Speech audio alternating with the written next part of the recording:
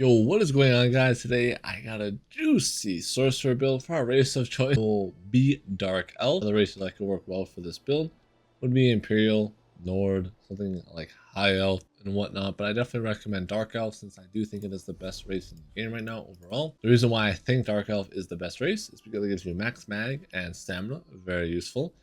Resist flames here, increase your flame resistance by 4600, which is a very underrated passive in my opinion. Not only can come in clutch since you are a vampire and you already take more flame damage, it's just so nice to have since there is a lot of flame damage in this game and you are a vampire, so the extra flame resistance can come in quite handy. And then increase your weapon and spell damage by 258, just some more extra damage. Who does not want that?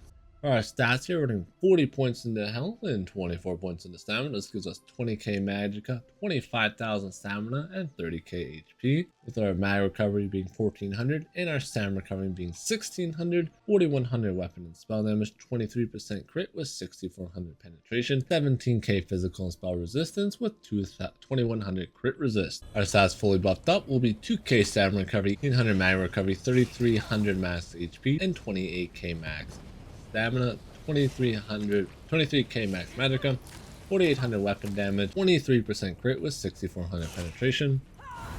With our spell and resistance being 27,000 and on our back bar being 30k. For our Mundus Stone of choice, we are running the Lady. I think the Lady is definitely the best Mundus Stone for this build. That's just simply because we already have enough damage. The extra survivability is just too important in my opinion, and you should definitely not pass it up. But if you want to be cheeky and go a bit more bold, then you can run something like the Warrior or some extra sustain through like the Apprentice or the Serpent. Totally up to you.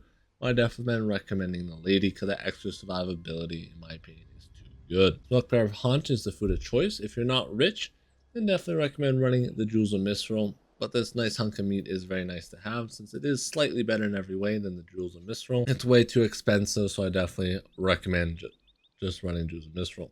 Vampire Stage 3 is a must for every PvP build, and that is just simply because of this passive right here, Undeath.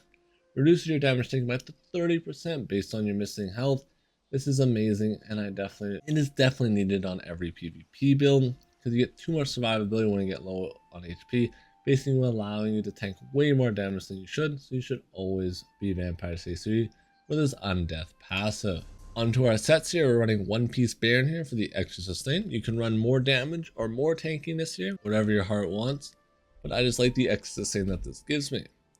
For our back bar here, we are running Bait Strand. This is gonna be a proc set build. Bait Strand here with weapon damage enchant and defending. You can run powered here, but on a sword you don't have a lot of healing, so I prefer defending here actually, just so I can have some more tankiness on my back bar. Power is another good option. And if you don't want to run the weapon damage enchant, I recommend poisons. They are very strong. But if you are cheap, then the weapon damage glyph is what I recommend running. Bait Strand here is very good. It gives us a massive dot and cannot be underestimated. And this also should be a Frost Staff, so you get that reduced blocking cost through the Frost Staff. It doesn't have to be perfected, but it has to be a Frost Staff. On our front bar here, we're running Draken. This is to increase all our damage over time effects by 330.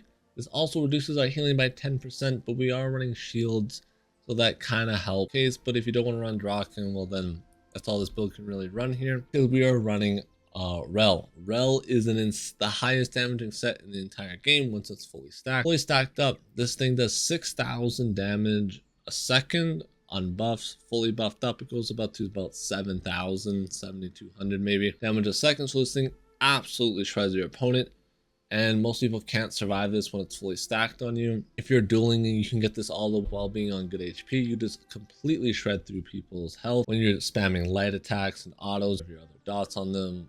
Rel does so much damage, but this is a relatively hard build to play because of this, since you have to make sure you're light attacking every 5 seconds. That is on both your front and back bar. As you can see, it's double barred, so while you're on your back bar, make sure you are continuing to light attack to keep Rel up 100% of the time, and you can't lose LOS of your opponent or it will drop because you won't be able to light or heavy attack them. So make sure you're always light and heavy attacking. It's very important to keep this Rel stack up 100% of the time. And for our last piece here, we're running Dealer's Fate. I like this because it allows us to keep our insane mobility on Sorc, and I ended up dropping Sea Serpent Coil because of that. I like the extra mobility that Death Dealer gives us, and plus it gives us an insane amount of stability, increasing all our max health, stamina, and magicka, which is very useful on a Sorc, especially since you already have max health max stamina and magicka passives on a Sorc, so I think this is very useful. Also, the max health makes our shield stronger as well, so it has a lot of synergy there. For our jewelry here, it's going to be all infused weapon damage glyphs here. And then on our front bar, I forgot to mention, is a sharpened bow. This is our form of major expedition. You do have to roll on the front bar to get major expedition, and I have a Zorb magicka enchantment here. This is just to help us spam our shield, but you can run whatever enchantment you want here instead. I just like the absorb magicka because it helps with my mag. For our armor here, we're running medium boots in pen, medium legs in pen, medium hands in pen, light waist in pen, medium chest in pen, shoulders in pen, and 1 reinforced heavy helmet. So running 5 medium in pen, 1 light in pen, and 1 heavy helmet. Reinforce all prismatic glyphs to get the most overall max stats. And if you can't afford that, just make sure you get them on the big pieces, which is our helmet, chest, and legs. Very important that you have prismatic on your big pieces. On the small pieces, it's not very important, but it's still very nice to have. So just keep that in mind because we are pulling from all our resources quite a bit, so prismatic glyphs are very important on this build. Bound Armaments, this is an insanely high damaging ability. When you light attack 4 times, you send out basically 4 of these little daggers that do 3,500 physical damage every 0.3 seconds. This also increases our max stamina by 8%, giving us a lot of damage here. Hardened Ward. We aren't running Major Savagery on this build. Now, if you do want to run Major Savagery, you will sadly have to drop Hardened Ward. I don't think you need it because you already have so much damage. The extra crit for Major Savagery, in my opinion, is not worth it, since you already get minor savagery as well on a Sorc. So I don't think you need to run Camouflage Hunter. I prefer Hardened Ward way more, since it gives us a nice juicy damage shield that can help us survive a lot more than Camouflage Hunter would allow us to. Critical Surge here, amazing heal, and it gives us our form of major savagery and brutality. Very nice. Crystal Weapon here, you use this with your auto attacks, so you auto crystal. It's basically your form of consistent damage onto your opponent. Streak, this is our main stun. So basically you want to use your streak when you're going in for your big burst combo. It cannot be blocked, so keep that in mind. You can streak through anyone while they're blocking and you will stun them. This can definitely catch people off guard. Toxic Barrage here is the ultimate of choice. This does an amazing amount of damage over time. If you are better though, you can run the Overlord ultimate and weave in light attacks using this. It's very difficult. I recommend running Toxic Barrage, a lot of you. But if you are good and you want to go for the highest skill, Overlord is another great option. Onto our back bar here, Haunting Curse. This is basically like our Blast Bones or our Merciless. After 3.5 seconds, this explodes, dealing 10k magic damage to all enemies around. And then it will proc again after 8.5 seconds, exploding again. So you just want to keep your eye on this. When this is about to explode is generally when you want to go for the streak combo, so they can't block the curse, and the curse hits for a nice big juicy number. Elemental, this gives us our form of major breach, also gives us the burning shield and concussive status effects, all very nice, and it's free. I love free things. But this is also what allows us to proc our Vate Strand, so keep that in mind. You have to have this up 100% of the time, so you are continuously procking Vate Strand. This is a dirty dot build, so you got to abuse all the little things that you can.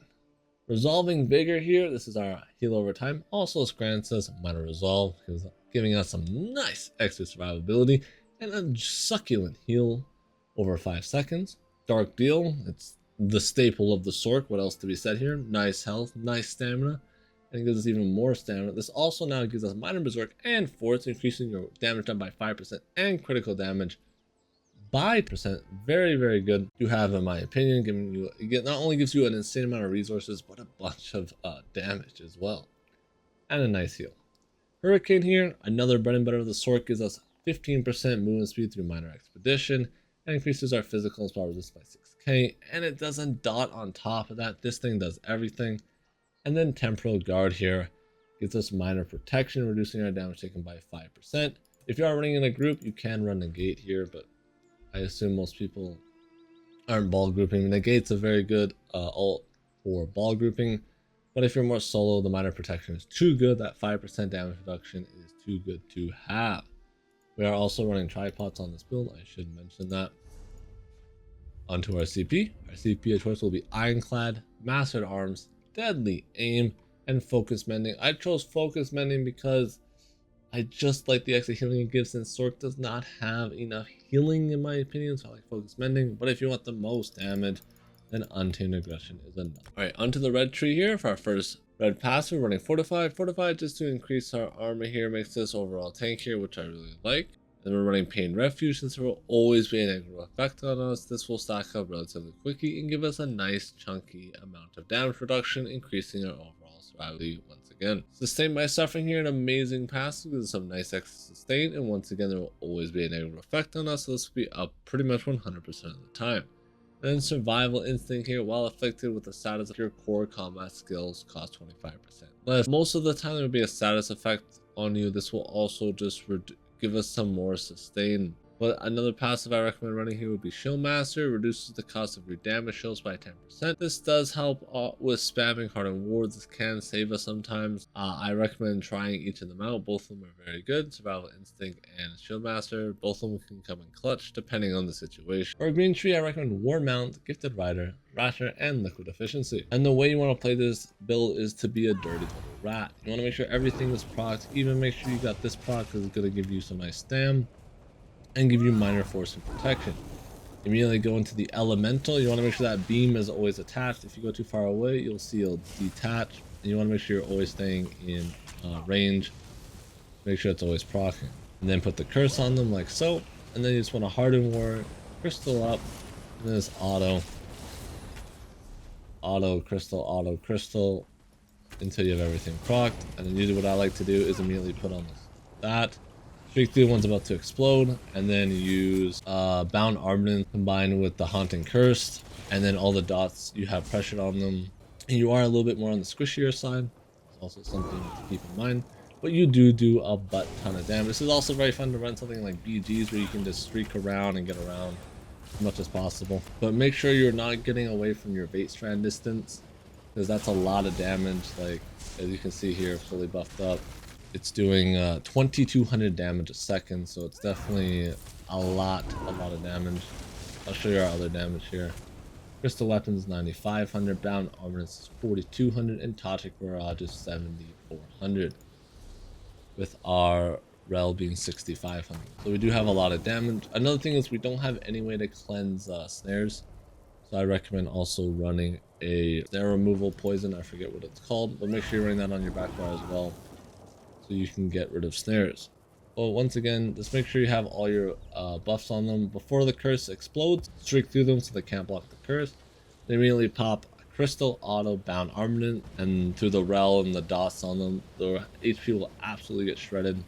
Don't be afraid to drop your rel stacks if you are going to die. It's better to live and tell the tale than die trying to kill the person. But with that, if you have any questions regarding the build, I'd be happy to answer anything down in the comments below. And with that, I hope you guys did enjoy the video.